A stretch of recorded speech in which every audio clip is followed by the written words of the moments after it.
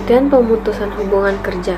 Pemutusan hubungan kerja atau PHK adalah salah satu hal dalam dunia ketenagakerjaan yang harus dihindari dan tidak diinginkan oleh para pekerja atau buruh yang masih aktif bekerja.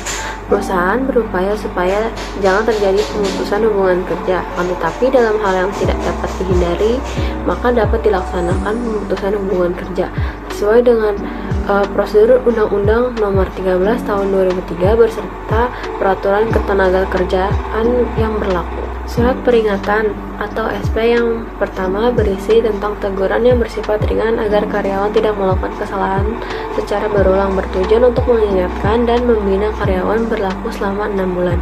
Lalu SP yang kedua diberikan jika karyawan melakukan kesalahan berulang dan tidak menunjukkan perbaikan setelah SP1 dikeluarkan. Yang terakhir ada SP3, yaitu diberikan kepada karyawan yang tidak memperbaiki pelanggarannya meskipun sudah diberikan SP1 dan SP2 atau pelanggarannya sudah tidak bisa ditoleransi oleh perusahaan. Perusahaan akan memberikan skorsing selama 6 bulan. Selama skorsing, karyawan berhak mendapat 75% dari gaji sebelum pemutusan hubungan kerja dilakukan. Pemutusan hubungan kerja karena pengunduran diri. Yang pertama ada pengertian, yaitu pengunduran diri adalah keputusan formal seorang karyawan untuk mengakhiri hubungan kerja dengan perusahaan tempatnya bekerja. Keputusan ini diambil secara sukarela oleh karyawan, yang artinya bukan karena ada tindakan indisipliner atau pemutusan hubungan kerja dari perusahaan. Selanjutnya ada ketentuan. Yang pertama, menyampaikan surat pengunduran diri kepada atasan dan kepada SDM selambat-lambatnya 1 bulan sebelum tanggal pengunduran dirinya. Yang kedua, melakukan serah terima pekerja kepada pengganti yang ditunjuk. Yang ketiga, mengembalikan alat-alat perusahaan yang dipinjamkan kepadanya. Yang keempat, menjalankan proses walkout, referensi kerja atau surat keterangan kerja diberikan setelah pekerja menyelesaikan sebagaimana yang dimaksud dalam ayat 1 di atas. Pengupahan. Upah adalah imbalan jasa dalam bentuk uang yang diberikan secara teratur dan terus-menerus oleh perusahaan terhadap karyawan.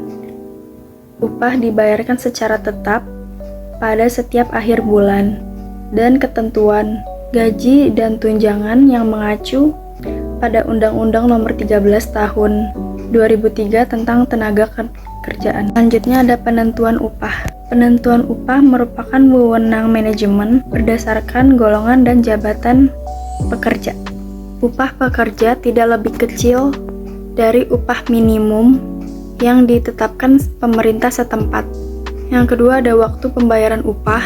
Waktu pembayaran upah yang lebih spesifik biasanya tercantum dalam perjanjian kerja antara karyawan dan perusahaan.